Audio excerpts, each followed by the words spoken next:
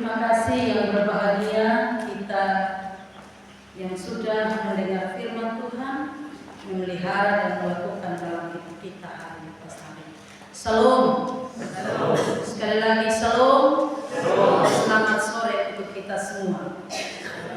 Ibu bapak yang terkasih di dalam Tuhan Yesus Kristus, dalam perjamuan sore ini saya angkat satu tema untuk kita renungkan bersama, yaitu ujian dari Tuhan.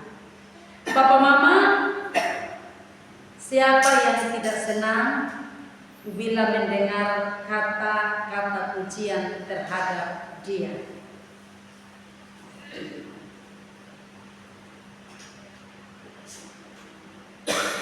Semua orang mau dipuji, mau dikagumi, karena waktu dipuji itu memberikan satu perasaan tenang, karena merasa dia dihargai, dia diakui, dia diterima dan diapresiasi. Namun kita juga berhati-hati kalau kita terlalu mengharapkan pujian dari orang lain. Maka kemudian kita menemukan bahwa kalau kita terlalu haus pujian dari orang lain, maka kita akan mengalami satu penyakit yang namanya penyakit narsisme.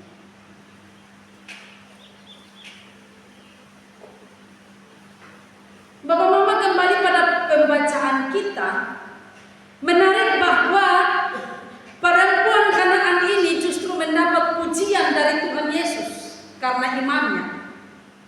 Dalam ayat yang ke-28 dikatakan, "Hai ibu, besar imanmu, maka jadilah kepadamu seperti yang kau kehendaki." Ini pujian dari Tuhan Yesus kepada seorang perempuan Kanaan. Orang Kanaan atau bangsa Kanaan adalah salah satu bangsa yang ditolak atau dimusuhi. Bahkan dalam Alkitab, Kanaan termasuk salah satu bangsa yang dikutuki oleh orang Yahudi. Sebab bangsa Kanaan ini, orang Kanaan, mereka adalah penyembah Baal. Dan Bapak Mama, saudara-saudara, orang Israel biasanya memandang orang yang bukan Yahudi, atau orang Israel memandang orang yang bukan sebangsa dengannya, mereka akan memandang dengan sangat hina dan seringkali menyetarakan bangsa-bangsa lain yang bukan bangsa Yahudi itu disejajarkan atau disetarakan dengan binatang. Untuk bangsa-bangsa lain biasa disebutkan mereka itu seperti keledai. Dan yang seperti pembacaan kita pun kita menemukan ada kata anjing ditujukan kepada bangsa lain. Nah, Bapak Mama saudara yang diberkati Tuhan, dalam pembacaan ini dikisahkan bahwa perempuan Kanaan ini adalah seorang ibu yang mengalami masalah yang sangat serius karena anak perempuannya kerasukan setan dan sangat menderita. Bapak Mama, bukan dia yang sakit, tapi anaknya yang sakit. Dan ini menjadi problem yang sangat serius bagi semua orang tua. Anak-anak itu menjadi prioritas utama. Anak yang sakit, dia mau tua,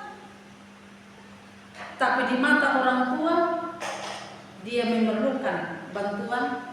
Misalkan sakit seperti ini, dia harus ada dan menolong.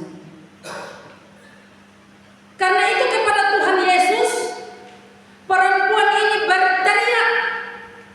Mungkin penyebab perempuan ini berteriak karena banyak orang yang mengerumuni Yesus, sehingga dia tidak sampai untuk dekat dengan Tuhan, sehingga hanya menyampaikan isi hatinya, Tuhan tolong aku, tapi dia berteriak-teriak seperti apa yang dijelaskan di dalam ayat yang ke-22. Dia berseru, dan kemudian murid-murid merasa terganggu dengan teriakan dia. Dan murid-murid bilang, suruh dia berhenti berteriak. Ibu bapak yang terkasih di dalam Yesus Kristus,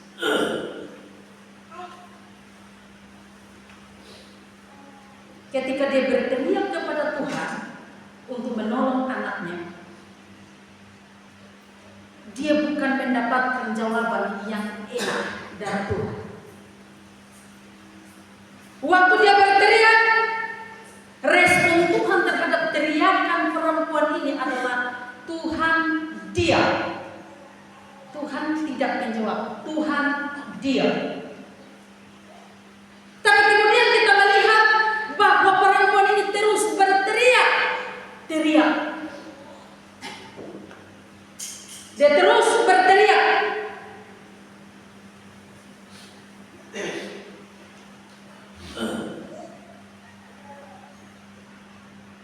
Respon yang kedua, Tuhan bukan hanya diam, tetapi Tuhan Yesus memberikan satu jawaban. Dan jawaban ini menurut saya sebuah penolakan. Dalam ayat yang ke-24, Tuhan Yesus berkata, Aku diutus hanya kepada domba-domba yang hilang dari umat Israel. Siapa yang minta tolong tadi?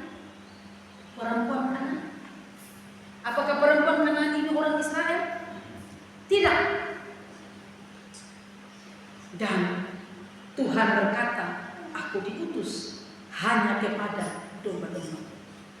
Tidak sampai di situ saja. Dalam ayat yang ke-26, Tuhan Yesus juga menjawab begini, tidak patut mengambil roti yang disediakan bagi anak-anak dan melemparkannya kepada anjing. Wow, sesuatu yang sangat luar biasa, di luar pikiran kita. Menurut saya ini bukan hanya sebuah penolakan. Kalau kita baca sepintas, ini merujuk pada penghinaan. Ini menjatuhkan martabat seorang perempuan yang sedang memohon belas kasihan untuk anaknya yang sedang menderita karena kerasukan setan. Tapi kemudian kita melihat, apakah ini kemudian membuat harapan perempuan ini menjadi pupus? Bapak Mama,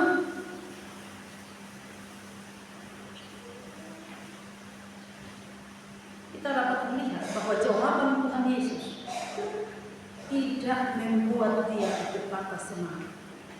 Dan mungkin kita melihat bahwa jawaban seperti ini mungkin satu-satunya yang kita jumpai dalam pelayanan Yesus. Karena Tuhan Yesus ada makan bersama pemungut cukai. Tuhan Yesus ada dengan orang-orang yang ditolak, pelacur. Tuhan Yesus menerima mereka. Mengapa untuk seorang perempuan Kanaan ini Tuhan berkata bahwa tidak patut mengambil roti yang disediakan bagi anak-anak dan melemparkan kepada anjing? Benarkah Yesus setega itu, Bapak Mama? Tadi saya sudah menjelaskan bahwa bangsa Israel itu menyebut bangsa asing atau bangsa lain. Itu menyetarakan mereka itu dengan binatang. Maka penyebutan anjing dalam hal ini itu menunjuk pada bangsa-bangsa yang orang Israel benci, dan mungkin hal ini adalah hal biasa. Maka boleh dikatakan bahwa Yesus sedang menggunakan bahasa budaya yang biasa dipakai pada saat itu untuk menyetarakan perempuan Kanaan ini. Jadi Yesus sebenarnya tidak betul-betul menggunakan bahasa hati. Yesus tidak betul-betul menolak dia. Tapi satu hal yang membuat saya belajar bahwa perempuan ini tidak pernah tersinggung sedikit pun waktu Tuhan bilang tidak patut ambil roti, anak-anak dan berikan kepada anjing. Dia tidak tersinggung sama sekali. Dia tidak marah, bahkan justru dia membenarkan kata-kata Yesus kepadanya. Dalam ayat yang ke-27 kata perempuan itu, benar Tuhan,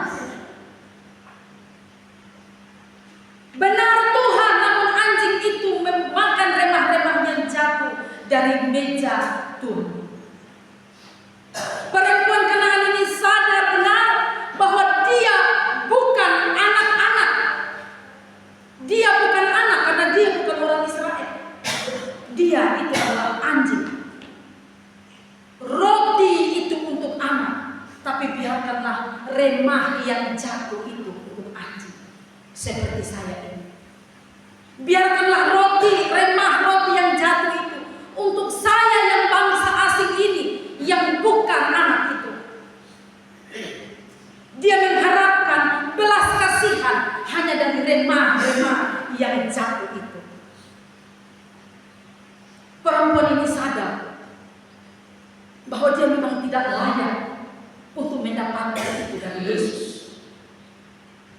Tapi dia hanya punya secercah.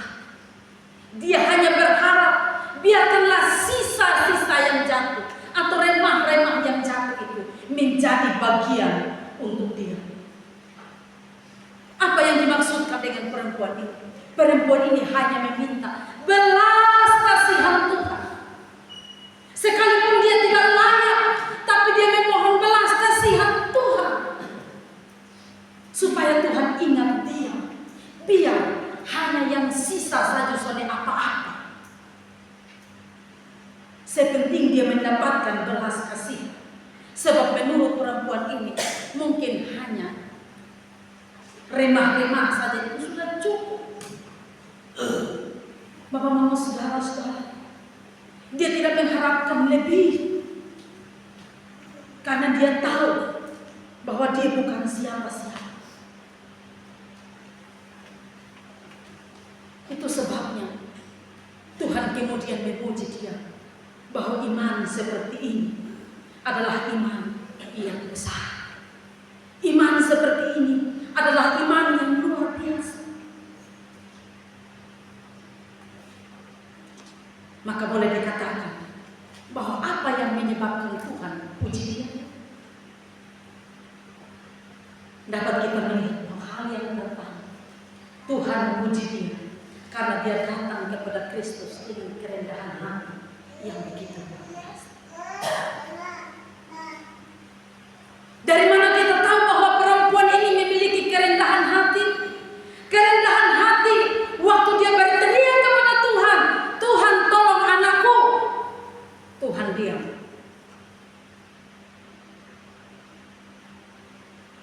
Ketika murid-murid bilang diam, dia terus berteriak. Kerendahan hati tidak membuat dia tersinggung ketika Tuhan berkata, ini bukan hakmu sebagai anjing dalam tanda kutip, karena aku datang untuk anak-anakku. Dia bilang, iya Tuhan, benar Tuhan. Maka di sini kita melihat bahwa kerendahan hatinya membuat dia semakin dekat dengan Tuhan sekalipun dia mengalami penderitaan. Kerendahan hatinya terus mengikuti Tuhan sekalipun kondisinya tak menguntungkan dia. Hati seperti inilah yang